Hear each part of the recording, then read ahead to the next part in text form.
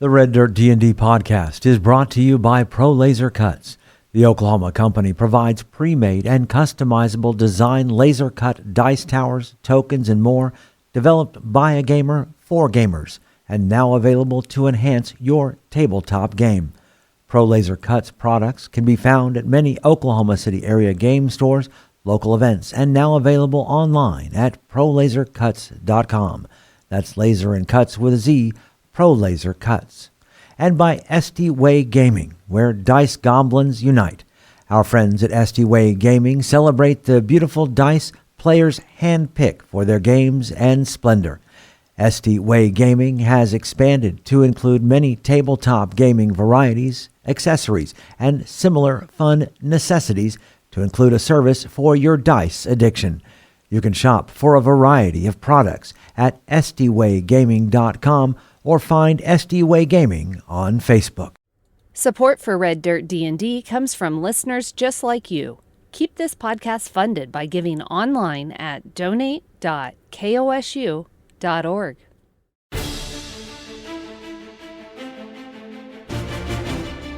Welcome to Red Dirt D&D. I'm Michael Cross, and I play Elias Stone, a human cleric. I'm Connor Shenold. I play Sable, a half-elf rogue. I'm Johnny Payne, and I play August E. Greymore, a human fighter. I'm Carrie Hester, and I play Moxie, a tiefling bard. And I'm Brooke Bullock, your DM. Please join us as we explore the curse of the Clockwork City.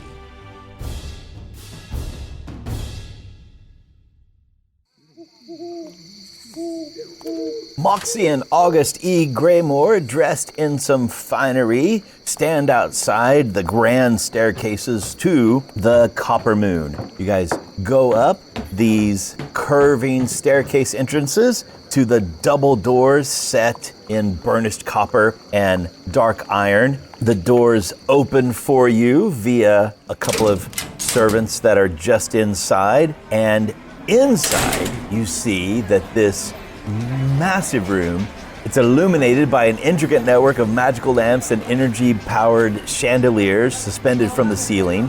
The wall-mounted lamps also have some small copper tubings coming off of them, so perhaps allowing different amounts of power. August, you might instantly notice there are no windows along the outer walls, but instead, at certain places, are elegantly brass-framed mirrors that kind of give the illusion of windows and or reflect back the area around. Your city guard training lets you know, oh, those are also a good way to look one way and see across the room for those type of things. The casino floor, the heart of the Copper Moon, is this vast gaming floor, at least the size of a large ballroom. It's probably 150 feet by 150 feet. It's like 50 yards wide and long, more or less. It's easy to look out across the room and see high society mingling with some more daring gamblers under the glow of these amber-hued gas lamps. The floor's lined with an intricate crimson and gold rug. There are elaborate silvery constellations that shimmer on the floor when viewed from different angles. At the center of this big gaming hall is a magnificent fountain, a spectacle of engineering and artistry. It's a towering automaton, but this humanoid Adonis has an artistic moon atop its shoulders instead of a head. And it is sitting atop a swirling cloud of steam-driven mist, and the water, which is dyed a soft silvery blue, cascades down from floating clockwork stars suspended from the ceiling above, mimicking the night sky endless motion.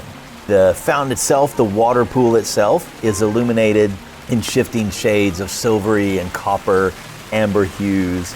It's definitely the centerpiece and the symbol of the opulence that's here in the room. Tables of chance are spread all throughout, including some well-known games like poker and blackjack and craps. But the Copper Moon is also known for some unique mechanical games that are basically elaborate brass and iron contraptions that they call the Golem's Wager. They're basically slot machines. There's some bouncers dressed in dark waistcoats. They're patrolling the floor with quiet efficiency. They're ever watchful for cheats and disruptions. Yeah, that's kind of what you can see from the entrance. But as you walk in, there is a familiar but not friendly face that approaches August E. Graymore and Moxie. It is Specialist Reynard. Well, Augie, imagine seeing you here. Yes. I didn't even know that you cared to show your face anywhere anymore after, and he glances over at Moxie, the incident. Oh, really? You haven't seen my face about town? You should keep a better eye out, a better watch on things than if you haven't seen me around. This little shadow passes across his smiling used car salesman type face. Well, it just so happens that we only pay attention to important matters. Good. Then you'll have no further need to hold me up. Moxie, shall we? Except I have a special job here. We've been hired to keep everyone safe from, glances over at Moxie again, and then back at August, the riffraff. So, afraid I'm gonna have to ask you to show your waistcoat, empty your pockets, as it were. Moxie, ladies first. Do you see anywhere I could keep a weapon in this dress? He smiles creepily wide, right? And says, well, let me see. And it's uncomfortable and just creepy. And, as he kind of steps to the side and then steps to the other side, definitely looks you up and down. Is he just leering? Yeah, it's just... Moxie, come now. You don't want him thinking you're part of the riff-raff, do you? Just that uncomfortable vibe where like he's using his job as a chance to leer. I give a little spin, hold my hands out to either side. It's so nice to meet somebody from August past. I never get to meet any of his old friends. And holds a hand out as if to offer it for either a shake or something similar. Reynard has rolled a natural 1. He is just like... The dress is doing the dress's work. 100%. Like it is... Again, he just his eyes linger way too long before he suddenly realizes your hand is extended. And then he's like, and he just awkwardly shakes it up and down. But as he shakes her hand, Moxie casts some invisible magic, and maybe Reynard now finds himself banned from the siren song. How cool are you? That's I needed awesome. to touch him. That's fantastic. Nicely done. What else does that do? Oh, anyone who this man wishes harm upon can now see that mark as well. August, as Moxie finishes shaking hands with this guy, you see this double SS symbol that is on the backside of his hand that's there. You've never noticed it before. Another off-duty city guardsman walks up, and August, you also recognize this face. It's Earl Douglas. He's a young adult guy. August, you remember him as almost being good to a fault, and he was very disappointed to see you leave the guard. When he walks up and I notice him, I will do the quick no head shake and look quickly at Reynard and then start talking. Reynard, don't forget to shake me now. You know I can't be trusted. And I'll open my coat. As I open my coat, I slid the gloves out of my pocket. And when I opened them up, I nudged Moxie to take these gloves. And there you go. So as you open it up, they're on the back side of the lapel or the edges of your coat, right? so he didn't find any. He didn't find them when he searched me. Right. He definitely, even so much that he goes ahead and pats down your arms and along the torso and doesn't find anything. No. Yeah. So kind of gives you a slightly disappointed look. You're really just here to play cards or whatever. The Earl Douglas young man, he says, "Excuse me, Specialist Reynard. Samora, the floor boss, wants to talk to you for a minute. I can finish up here if you want." And Reynard says, "Oh, I think we finished with August a while ago." Looks directly at August. "Excuse me, I know how to make friends in higher places." And he just turns and walks away. Careful not to fall. Earl! Hey, man. Moxie, this is my good friend Earl. Earl, this is Moxie. Charmed, I'm sure. And he tilts his head a little bit, very demurely, and says, "It's a pleasure to meet you, Miss Moxie." Earl here is one of the, and I slowly turn to Moxie and to hold my hand and say, good ones. And likewise, well, you can trust Moxie. What are you doing here tonight in uniform? Well, you know, sometimes you just gotta stop and smell the roses. Does he have a weapon on him? I'm looking him over. He does. He does. has a short sword. Okay. They have weapons, right? If Commander Croft asks you to keep an eye on things and you notice him referencing back toward Reynard, then you do what the commander asks you to do. Tell me, Earl, the ongoings tonight. Who's the big, what is it, Moxie? The big cheese? Who's the big cheese tonight? They're having a big party upstairs. The downstairs is pretty normal, but some of the VIP folks are having a big party upstairs. Zaylen Pierce wants to unveil something to some special members. You happen to know who's in attendance? I've seen a couple of city councilmen walk in. Any chance you could get us up there? You know, greedy dragons are the most dangerous. That'd be hard to do, August. I mean, Of course, I understand. You're here to do what you're doing. it's good to see you. Some people in the guard haven't forgotten about you. Just letting you know. Somewhere deep inside, I'm still in the guard with him. Sounds good. You still got those, he looks around and lowers his voice just a little bit. Still got those gloves Croft ordered you to have? I'll just openly turn to Moxie and hold my hand out. Moxie. She takes them out of her cleavage and hands them back. As he takes them and starts putting them back in his belt on the inside, you know, where behind the coat. Well, I don't think I was supposed to keep those gloves, Earl. Well, if that's not living in the present and ignoring your past, I don't know what is. I better get back to work. If I spend here too long talking to you right now, it's gonna get all Well, suspicious. maybe I'll bump into you again later tonight. Good day. As he walks away, I'll turn to Moxie. He either will or he won't help us. I'm not going to make him do anything he doesn't want to do. He's a good kid.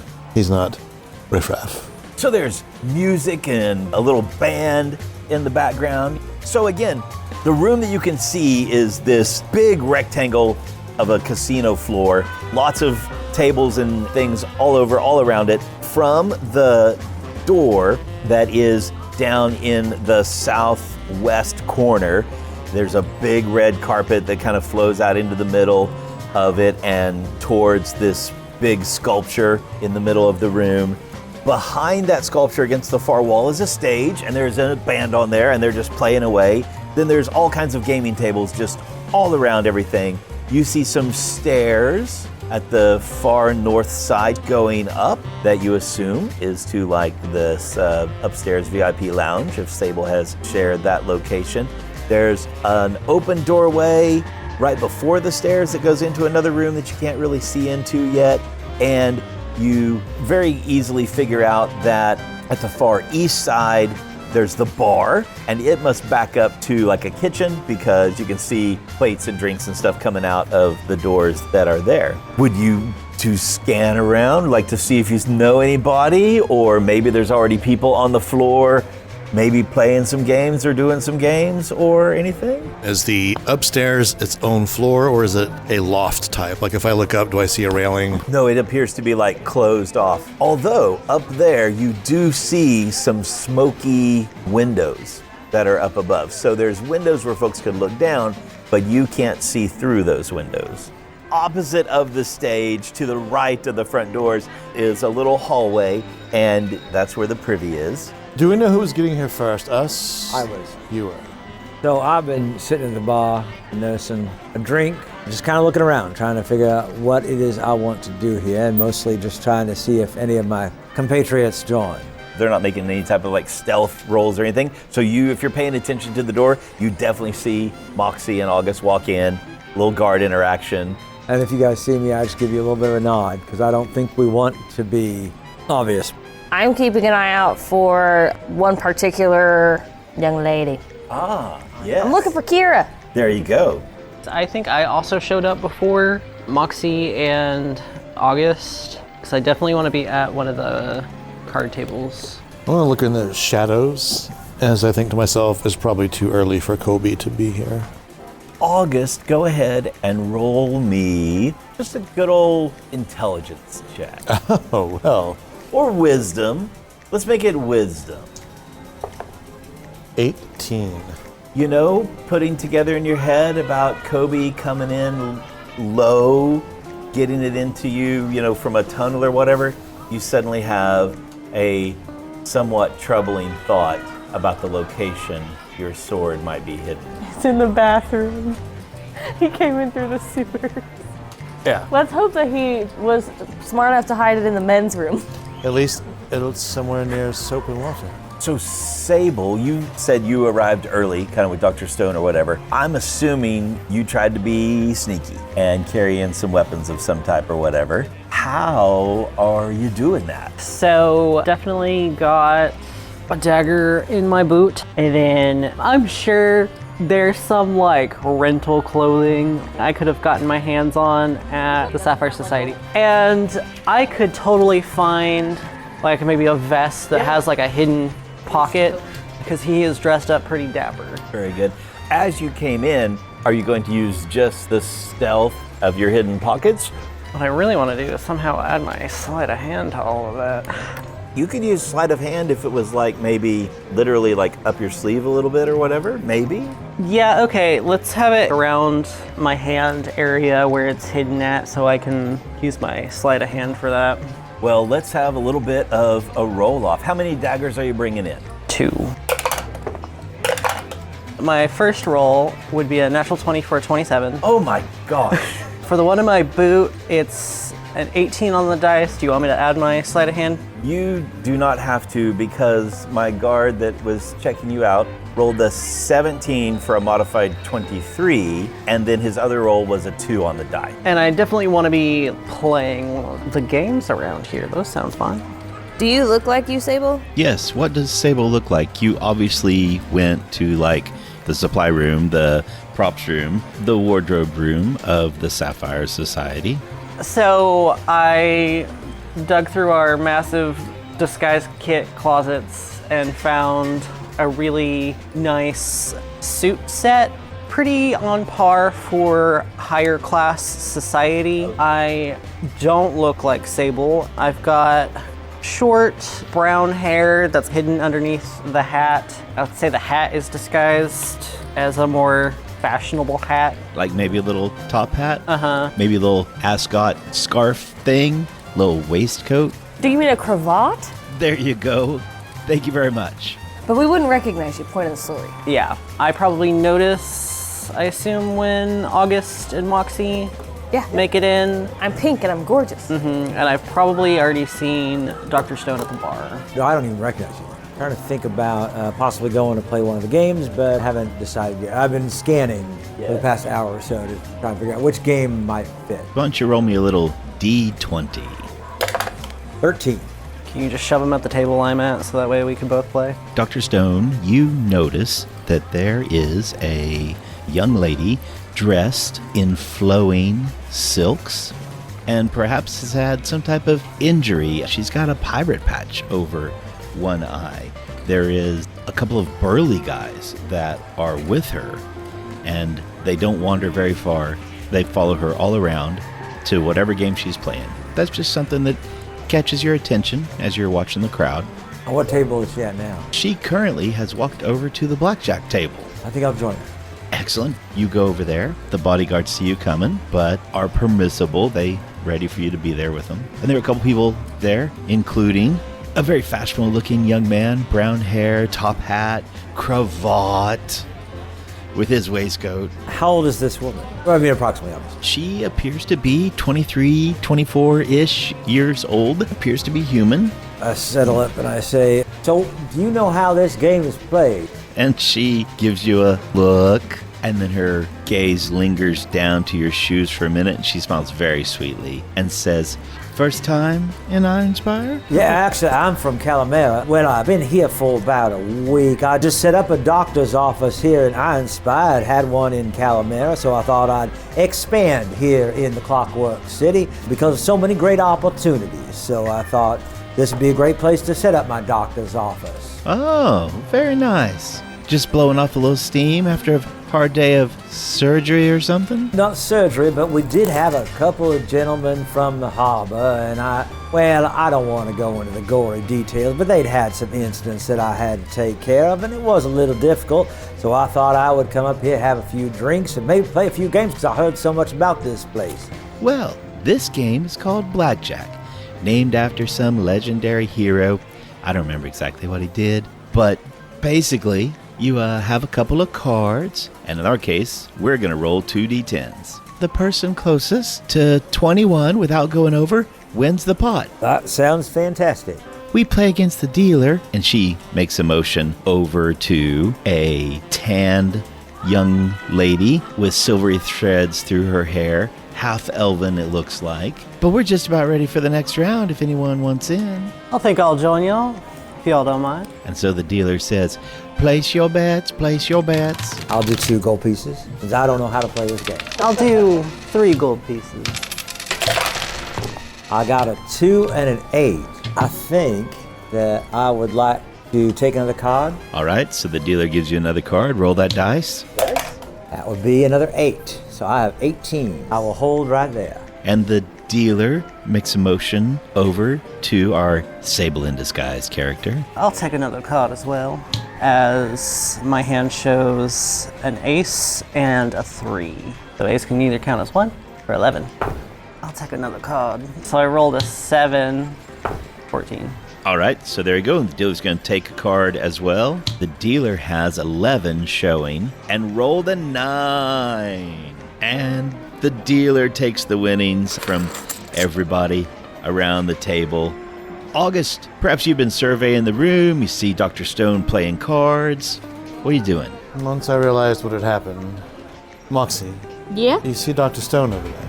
Yeah? Why don't you join him? I need to go to the Privy. Okay. And I'm just gonna lock eyes with her and Kobe. Oh, I see. Yes. Kobe upsets my stomach too. If I look over at Dr. Stone, do I recognize this young woman at the table? No, So it's not Kira. no, it is not Kira. Are you going to come over and join Yeah, us? I'll walk over. While she's coming over, I say, so my name is Dr. Elias Stone. Tina. What's Dr. Stone's wisdom? Actually quite high, 17. You don't even need to roll. She is obviously lying, blatantly lying about her name. That is a beautiful name. Is that native to Iron Spy, or is it foreign from somewhere else? Well, my mom was very eccentric, kind of an odd name. I see. What do you do here in Iron Spy? I'm a performer. Well, what do you perform? Well, of singing mostly. I was kind of hoping that I might get a random chance to get on stage. And her eyes are kind of darting around a little bit.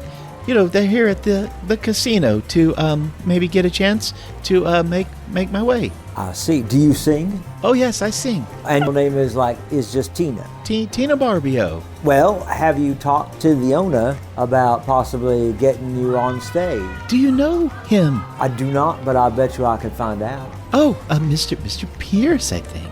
Well, I would love to help you out, Tina. You seem like a lovely young lady. Maybe we could find a way to get you to perform. I'm wondering if a place like this might have some kind of an amateur night. Oh, that's a great idea. I mean, I'm not an amateur, but... And of course not, but it gives you a chance to maybe shine. Yes. The dealer at the table goes, next round. Place your bets.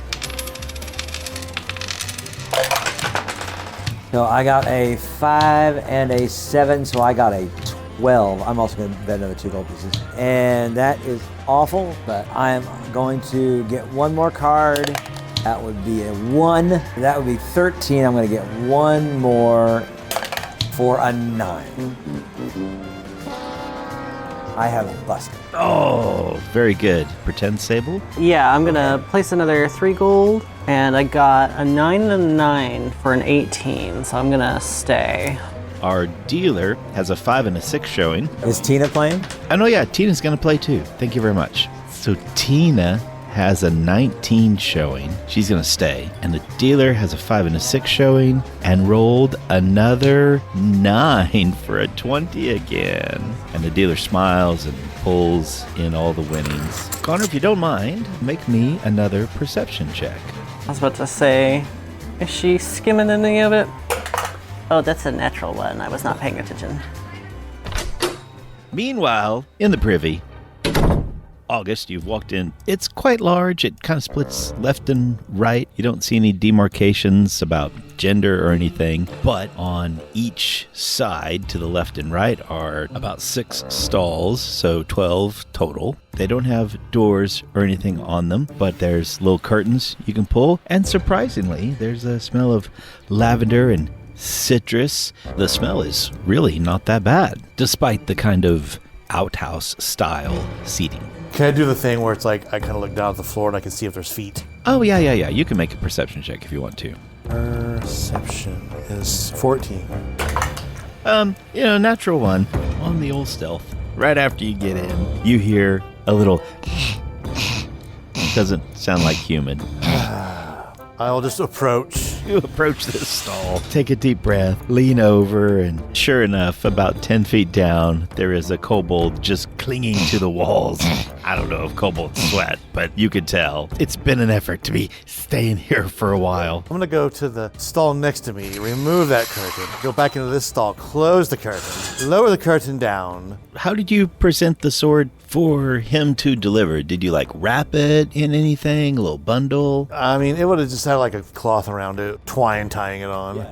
He's like, ah! He thinks you're the greatest thing in the world as you lower something down. Instead of just grab the sword from him, and he grabs it. And then perhaps you can pull him up.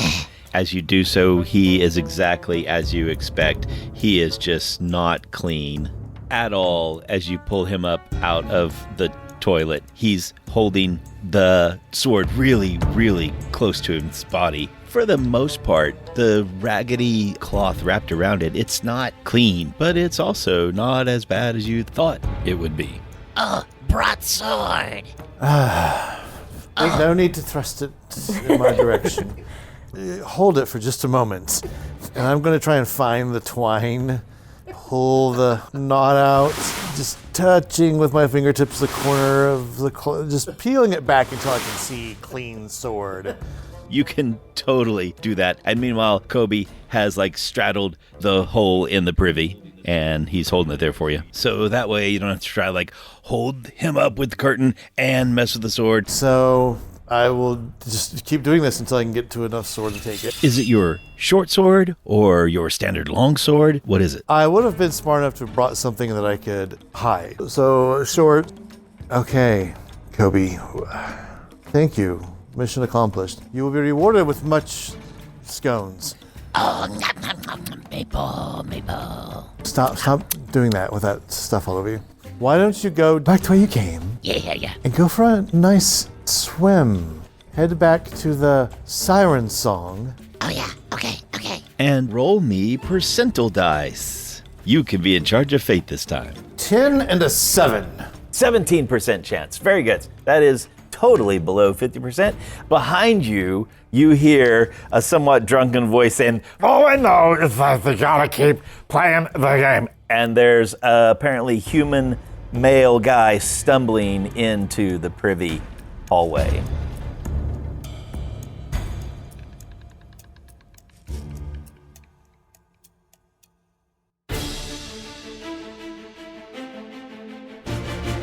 Red Dirt D&D Curse of the Clockwork City is Brooke Bullock as our Dungeon Master, Kiri Hester as Moxie, Connor Shenold as Sable, Johnny Payne as August E. Graymore, and I'm Michael Cross as Dr. Elias Stone. Our theme music comes from Ovani Sound. Our sound effects and additional music courtesy of Jeffrey McBride, Monument Studios, Describe.com, and TabletopAudio.com. Dice for the Red Dirt D&D cast provided by ST Way Gaming. You can find us at reddirtdnd.com. If you are enjoying Red Dirt D&D, make sure to subscribe, rate us, and leave a comment. Also, tell your friends about Red Dirt D&D. You can also support the show at patreon.com/reddirtdnd at whatever giving level works best for you. Join us next time as we discover more secrets in the Clockwork City.